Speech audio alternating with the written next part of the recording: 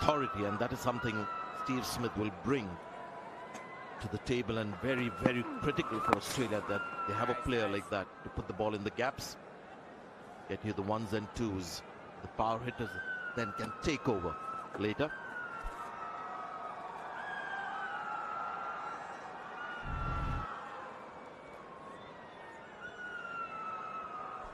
And that graphic clearly showing he's such a good all-round player. Good off the front and back foot. Catch it! That's gone away for 4.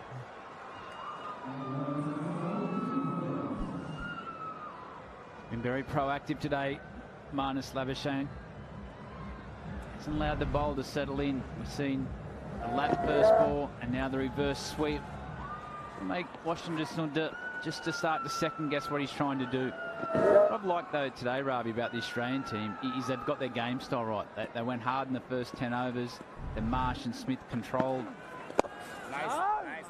those middle orders. Then when the fast bowlers came back on, then Marsh went up a gear again and took the game back on. And what we're seeing today is exactly the style that they need to take into the World Cup. Absolutely, in really good batting conditions, so they made the most of it. Because I think in the World Cup you'll get some good wickets.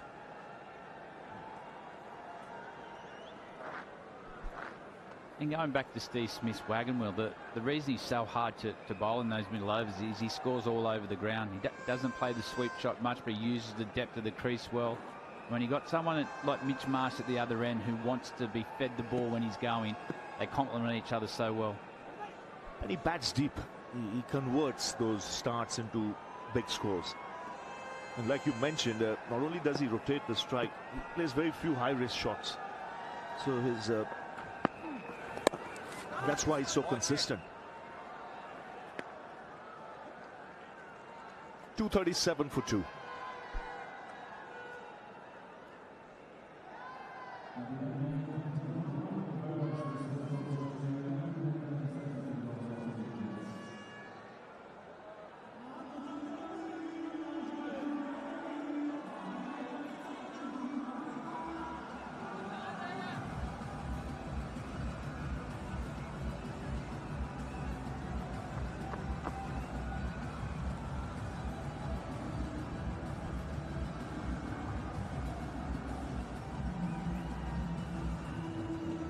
Also, many ways, the way he bats in the middle overs is a bit classical in the way he picks up ones and twos. We see a lot of batters when they're keen on getting the ones and twos, they play forcing shots.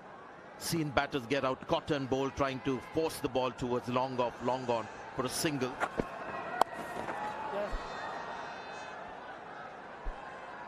But Steve Smith with that wagon wheel as well, we saw that he likes to just nudge the ball around, let the ball come to you. So it's low risk, and because you're not playing the forcing shot on a pitch that's likely to slow down in the middle stages, just risk-free cricket and very old-fashioned in many ways.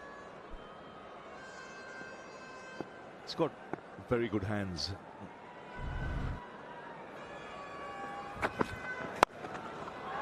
Oh, that's well timed. Knew exactly what he was doing. One bounce over long on. Another boundary. Doesn't play the forcing shot. Commentators curse. And the key here, he hasn't tried to overhit the ball, Smith. We've seen him struggling mid-over with, looks like dehydration. He needs a couple of overs just to get his breath back. But that's an amazing shot. Just stand and deliver. Mentioned he's got good hands. He plays late. That's why he can adapt to these conditions. That's close. And he's been given out. Wonder if he'll review. He almost walked the moment he missed the ball. He wasn't keen on hanging around. Maybe Marnus wants him to review, but you don't see this very often. Batter walking off for a leg before, but his body language was he just missed it. And he realized that he was right in front. There's something to cheer for the bowlers. So Siraj smiling there. This one came back sharply. Ever seen this a couple of times of late. Steve Smith just missing. Normally his bread and butter. Siraj just a little bit quicker. Got his length right on that occasion. And it's a smart call. Steve Smith not taking the referral. He departs now for 74. Australia 3 for 242. The score on 242 for 3. Time for our second official drinks break.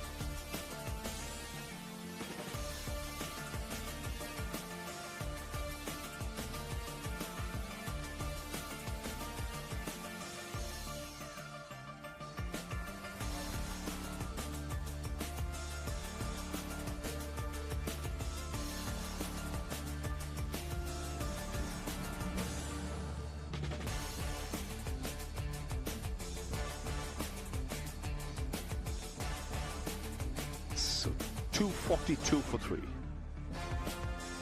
Steve Smith just been dismissed before the drinks break for 74. And Mitch Marsh missing out on 100 as well, but terrific partnership that scored very quickly. Still 18 overs to go after this over. But that 137, the ideal platform from where Australia can now accelerate, get past that 400.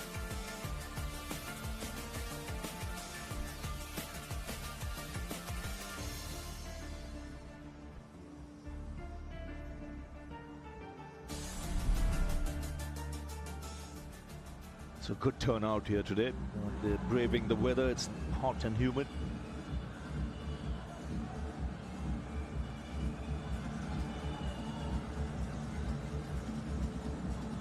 So Alex Carey has replaced Steve Smith. So no Maxwell as yet. But still a long way to go. Still 18 overs after this. So Australia will be eyeing a score close to that 400 run mark.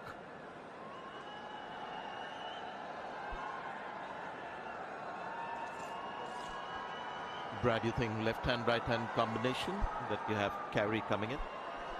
Yeah, I think so. I think Alex Carey, he'll complement Marnus Labuschagne too with his running between wickets, but left hand, right hand's important at this stage.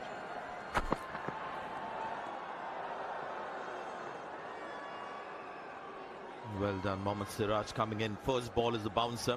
Takes a lot of effort. The guy will keep running in. Keep looking for wickets. It's taken, what, 6 overs today for him to get his first wicket in that Asia Cup final. He had 5 in his 3 overs. 5 for 5 after 3. He's got a great attitude. You know, whatever the conditions, he will bend his back. He will try. He thinks wickets all the time.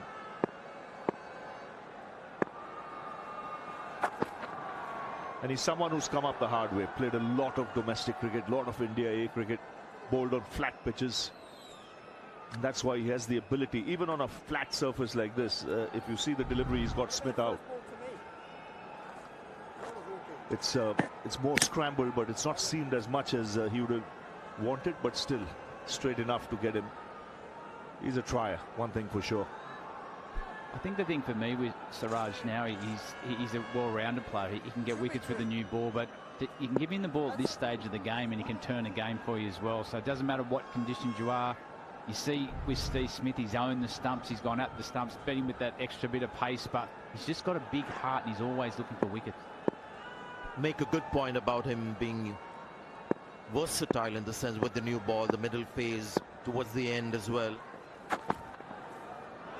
the extent that now he's a preferred seamer when it comes to a choice between Shami and him. 242 for 3.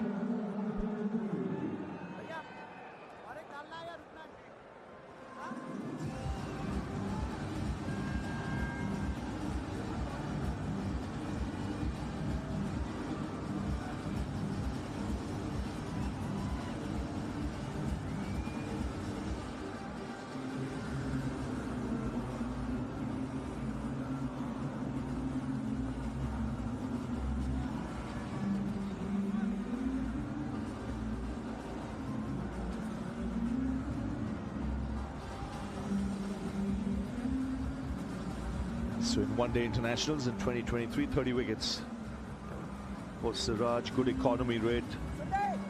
6 for 21. Just recently his best.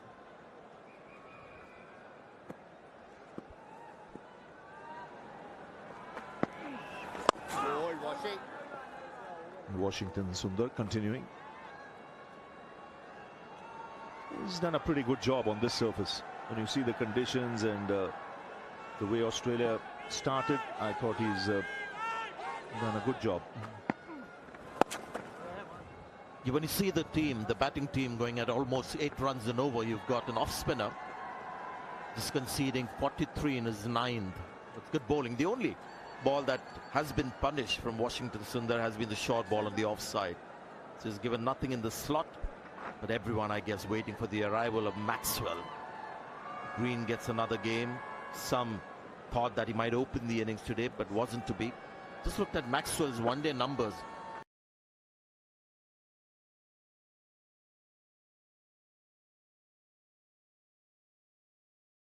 Average of about 34, more than 100 matches, but strike rate about 124 in 50 overs cricket.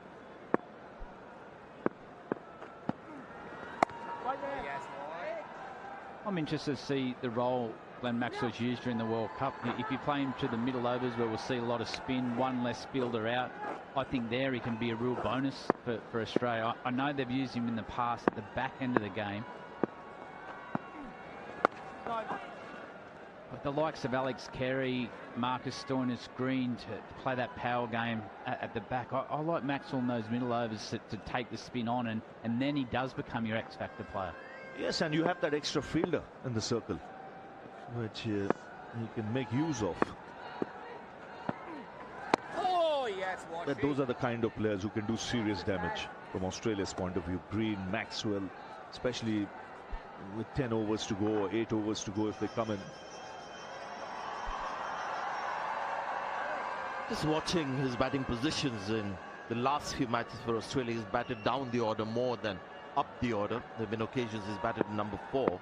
So in a way they are also trying to use him like India would use Sky, Surya Kumar Yadav.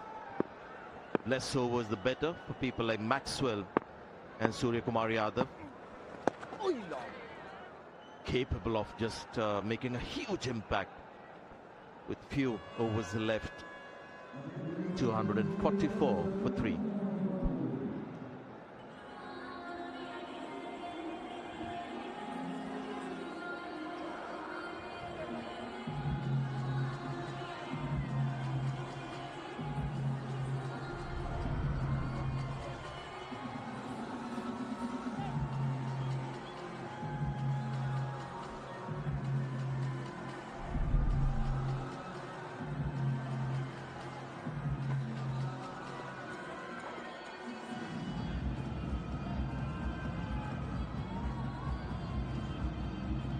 So still 17 overs to go. Australia in a strong position here.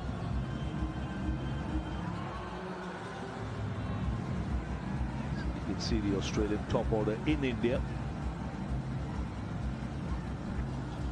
David Warner, clearly the best there, averaging over 50.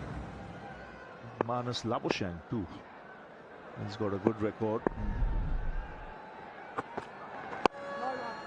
The thing with Warner is not only is he consistent, he scores quickly. So he sets the pace early on. Interesting one there is Steve Smith, only averaging 28 in ODIs versus India. But Glenn Maxwell, it might be a bit like Kuldeep Yadav, where you don't want to give him too much of a side of the day. I'll be surprised if he doesn't play a floating role in the World Cup. Today I thought he might have come out just to have some match practice. He hasn't played for some time.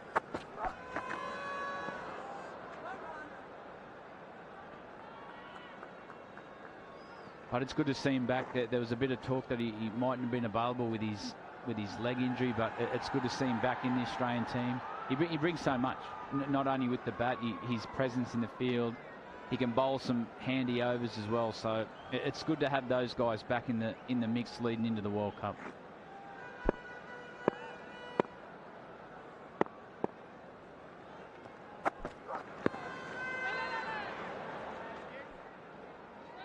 Also, I just wonder, Brad, whether there is some kind of theory within Australia that we want to keep Maxwell quiet. Better go pace, spin. What do you think? More pace, more spin?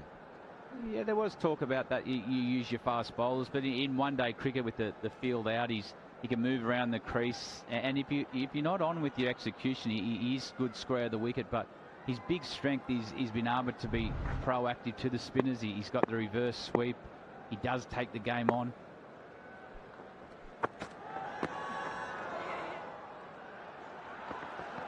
A lot of sides now against Maxwell. They want to attack him early.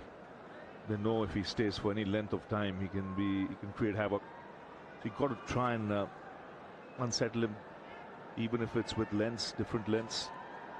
A lot of teams earlier, because of the reputation he had, would go on the defensive straight away, and that suited him perfectly.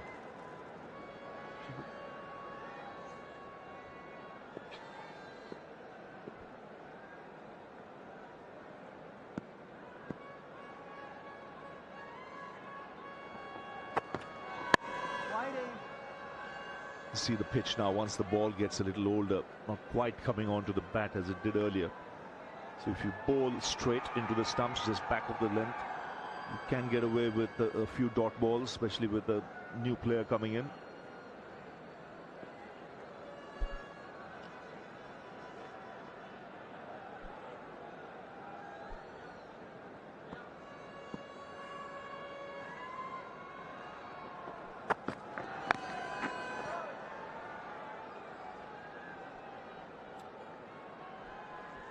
Turning out to be a good over this from Prasidh Krishna. He's realized that this is an opportunity to bowl to a bat who is not set yet. Just like the way he runs in, it's a pretty purposeful action. He's tall, can get the ball up to 140 in one over, and the next one could be 106 kilometers per hour. The proper, versatile medium pacer, very modern day white ball bowler. Bowls a good Yorker too. That's his stock length, which has been punished for 4. So boundary to end the over. The 250 comes up for Australia for the loss of 3.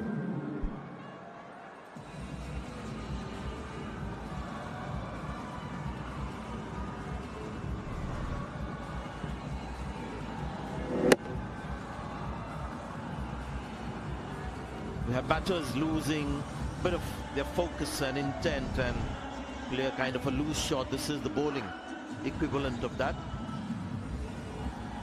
We just ran in bowl shot, no speed at all, so it was a hit me ball in many ways.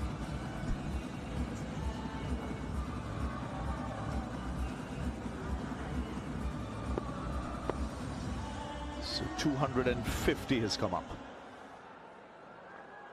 Still 16 overs to go. Yourself, Washi.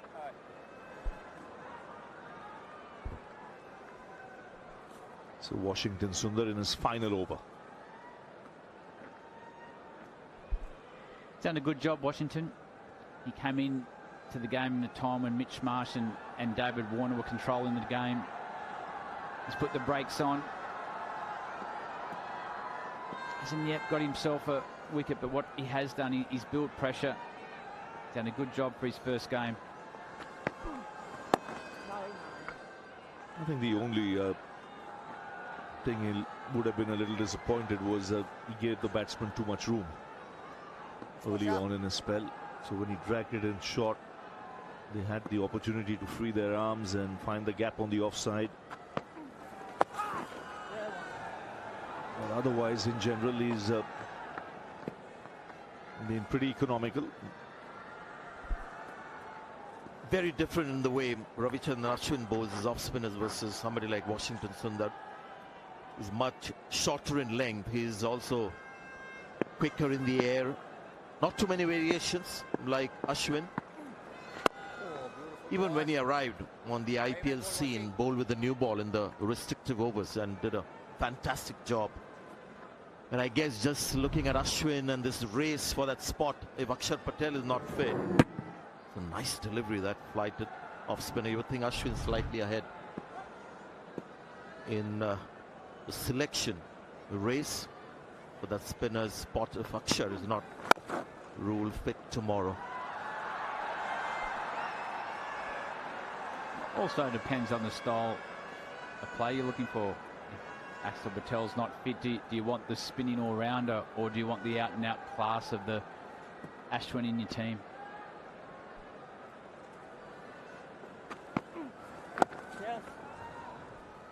So he ends his spell. It's a good spell. 10 overs, none for 48.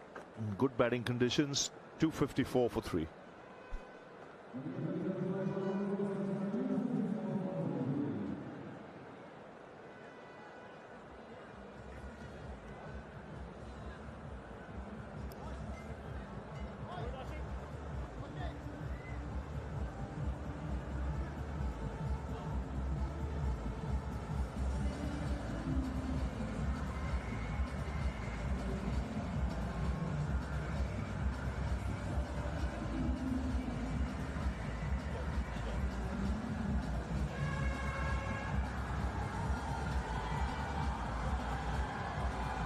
So Washington Sundar, considering that these are excellent batting conditions, Australia going at 7.26, has done a very good job on economy. 47 runs on his 10 overs.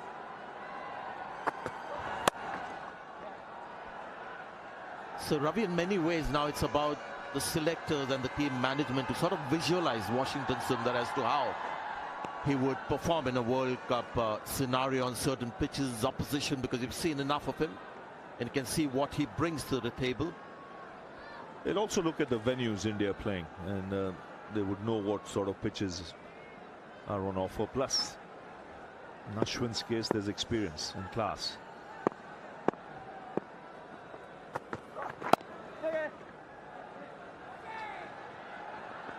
But there's every chance Akshar Patel might be fit, and if he is fit, then he obviously will get the first nod.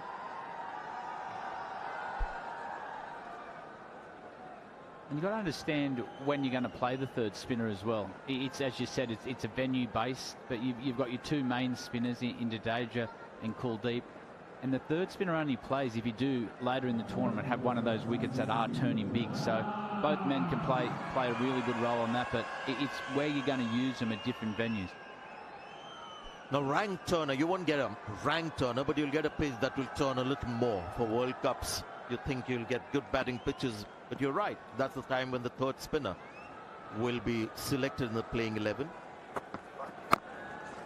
And Washington Sundar, with his speed, high arm release, on the spot, I think he'll exploit a turning pitch a little better than somebody like Ravichandran Ashwin. But having said that, I think Ashwin has done enough in the first couple of matches for the team management to think that he is their number one choice. That is if Akshar Patel is not fit. Now, where's the ball going to turn? Chennai maybe. Kolkata, we've got no clue. Mumbai in the afternoon will turn, not at night. Lucknow. It's turned there during the IPL, but they've relayed the surface. So it'll be interesting to see how that plays. So when you look at all the venues, none of those venues you have pitches which are out and out turning pitches where you'll straight away, it's going to be wide, where you'll play 3 spinners. Maybe certain oppositions they might want to play 3 spinners. Opposition that is historically weak against spinners.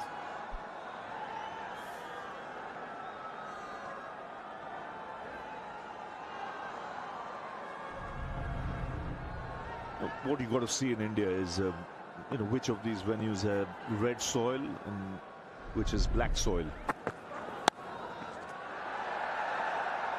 Only a single, because it can make a difference quite immediately. Red soil, the ball will turn and grip. Will be something there for everyone. Now you see there, Mumbai has red soil. Ahmedabad has both.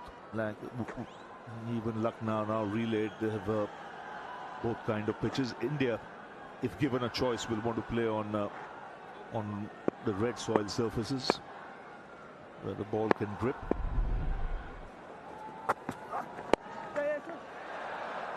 And if you see tracks like Mumbai and even Chennai earlier, even the fast bowlers would get something out of the surface. There would be bounce, there would be swing. And you're also talking about your third option. You've got your 2 main spin bowlers, so you're only talking about a player that'll play spasmodically during the World Cup. So there's all things that have to be considered. Let's hope Axel Patel's injury-free. You don't want to see any player miss a World Cup injured.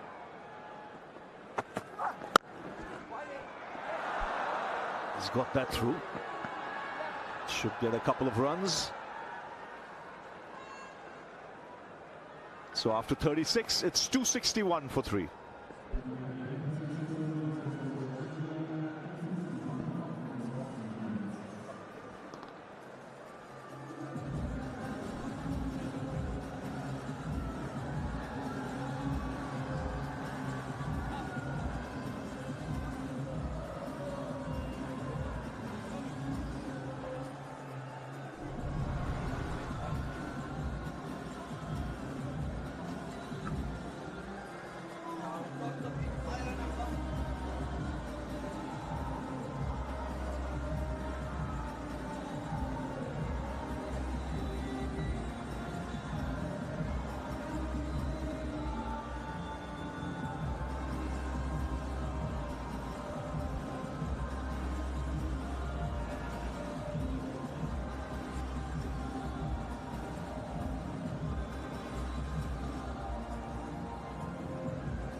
So 14 overs left, 261 for 3.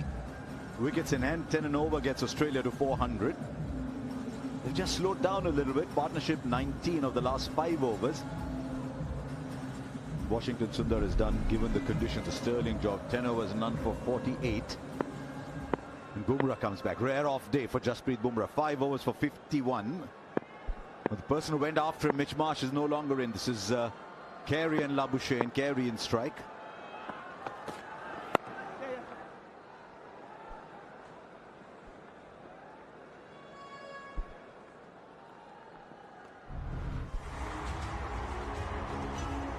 The IDFC First Bank ODI Trophy, India versus Australia. It's the first half of a series that's got a World Cup in between. 5 T20s after the series gets over, soon after the World Cup. And that's what they're playing for. India will take it. In fact, India will go into the ICC World Cup ranked the #1 one-day international side. It's quite an achievement, this, being #1 in both, in all 3 rather, Test, ODIs and T20s.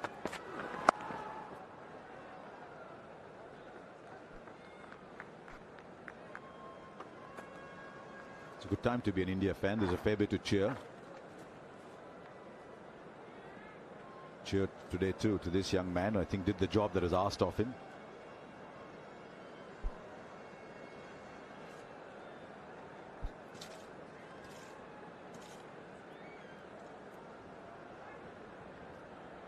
362 at this rate. They'll be hoping that once Maxwell comes in, he'll get a move on. They really want to take a look at his form and fitness. He's been out of the game for a long time with terrible injury.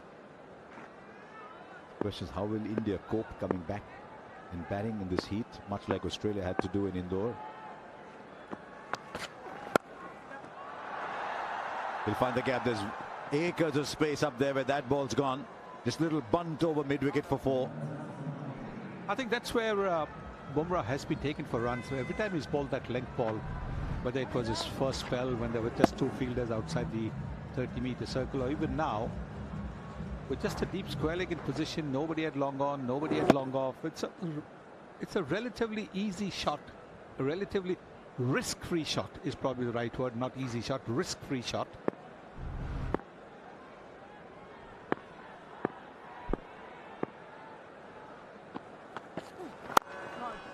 Actually, you mentioned a rare off day for Bumrah, and one of the reasons why he doesn't have off days is you go to any surface, he knows the length that needs to be bowled on a surface immediately, and that is something which has not happened today. He's tried different lines, he's tried different lengths, maybe that rhythm isn't there, especially today, and that's one of the reasons why he's been taken for runs everywhere. Normally he's so good in terms of finding the right pace and the right length for a surface.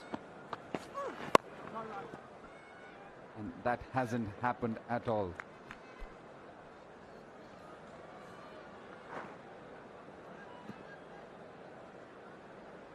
We haven't seen much of change of pace. Yes, he bowled the first delivery at 119 kilometers per hour, but he is particularly good bowling that slower delivery.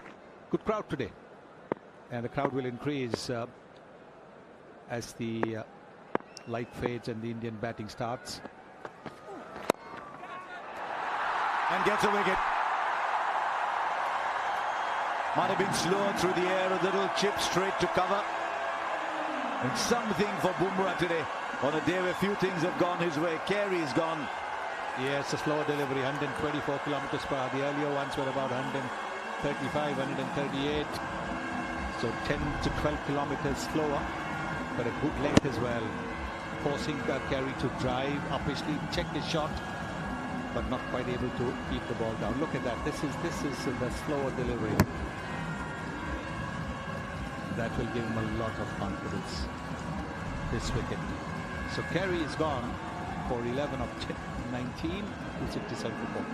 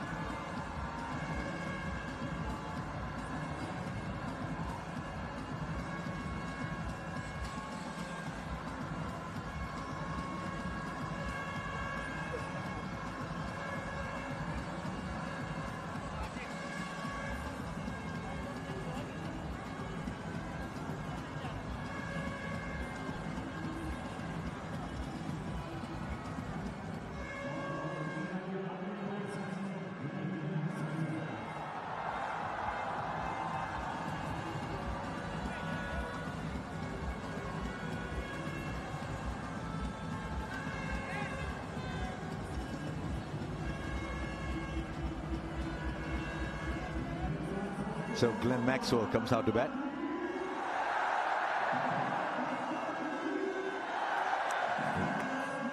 Last played a game 6 months ago at the Wankhede Stadium, and his good friend Virat Kohli comes out and says welcome back.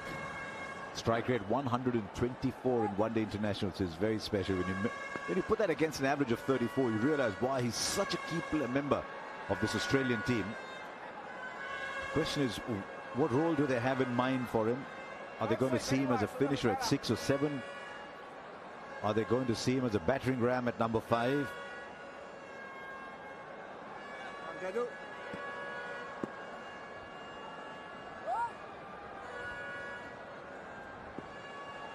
So Jadeja comes back for his 8th.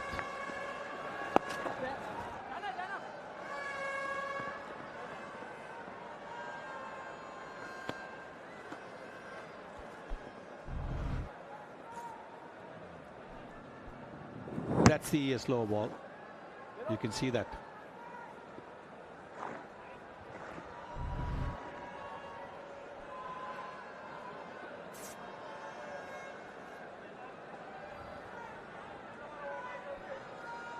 On a pitch as bland as this, you need a little bit of variation. Down the leg side.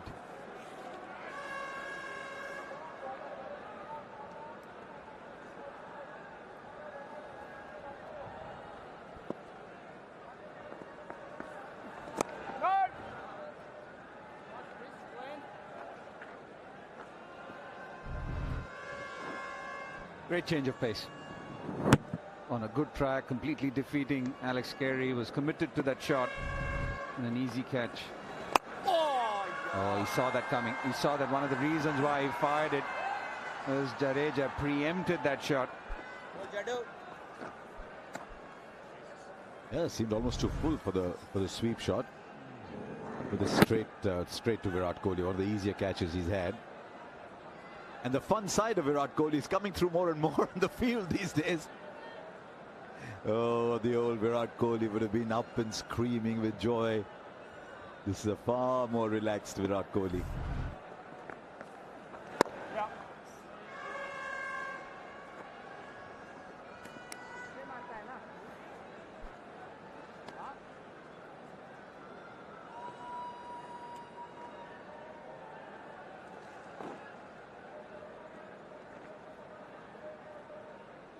.272 for Australia, with the 12 overs after this to come.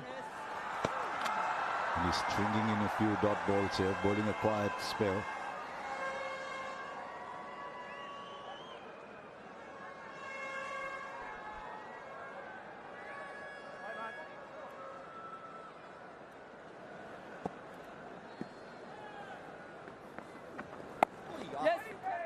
It's in the gap. It's in the gap, and that means 4. I don't think Jasprit Bumrah was going to chase it too much. I think he realized very quickly that the ball is going to beat him. And as a result, 9 of that over. 276 for 4. Quicker delivery. Turns just a little bit, allowing the batter to just open the face of the bat. Very little margin for error on this pitch. Such a good pitch.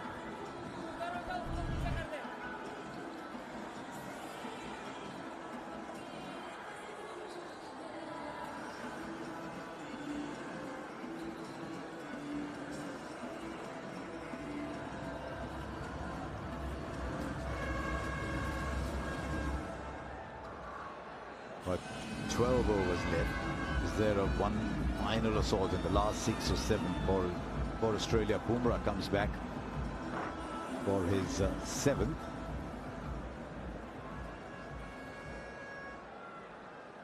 I was watching you, Murali Karthik, when Sunil Gavaskar said such a good track. He's just looking at you, putting on your bowler's hat and saying, is your definition, they're down the leg side, is your definition of a very good track the same as his? Well, firstly, I wouldn't call it a track, I would call it a pitch. But yes, Karthik, we are waiting for your response. I'm always looking for batters' support here. And I think I've found some support from you, because you yourself and even Mark Waugh called it an absolute road. Ravi Shastri called it an absolute road. I mean, I know you're a very decent batter, but all the other names you took, even Ravi towards the end of his career, was more batter than bowler. So we want a bowler's perspective. Nicely set up. You look at what Jasprit Bumrah did the previous 2 deliveries before getting him. Very similar line, the first and the third. But just the change of pace deceiving Alex Carey.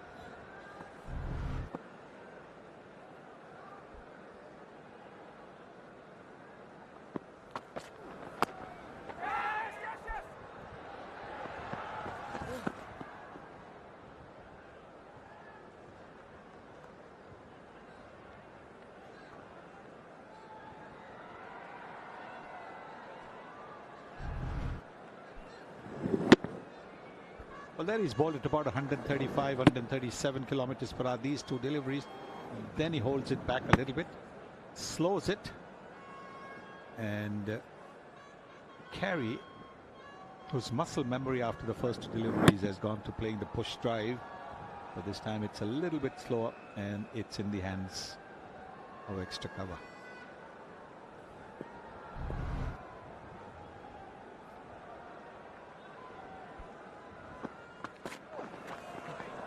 Also, it gets a bit exaggerated, Sunny, as you would know as a batter, that someone like Jasprit Bumrah and his action, or the oddity of it, the change of pace feels a lot more accentuated. You just look at someone like him with that action, the quicker one comes at you, and then with this very same action, with the change of pace, or when he rolls his wrist, there's no telltale sign for a batter. You still feel that it's still coming at you. And that's one of the reasons why he's been able to deceive so many batters around the world.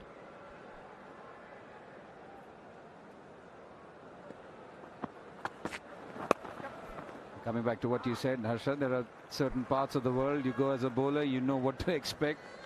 And I've never come to Rajkot and seen a green top or a turning track. So is this a good pitch from your point of view? From my point of view as a commentator and my point of view as a bowler are two different things. But I'll still wear the bowler's hat, and I always feel for the bowlers. Always feel for the bowlers. I think you're reacting to your senior looking you in the eye and waiting for a response. That's why I'm not looking at him at all. Much better from Bumrah, with many more change of pace deliveries. 5 of the overs so far. He's got to finish it well. It's most frustrating when a boundary appears of the last ball of the over, as we saw in the previous over from Jadeja. 3 overs 26. He came back in the middle of a pretty good spell of bowling by Washington Sundar to bowl 2 overs that were expensive. But this one's been by far better.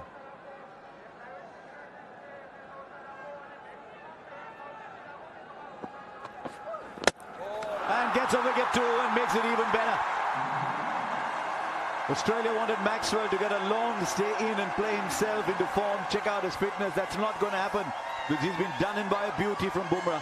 And at speed too, 142 kilometers per hour, 142.3.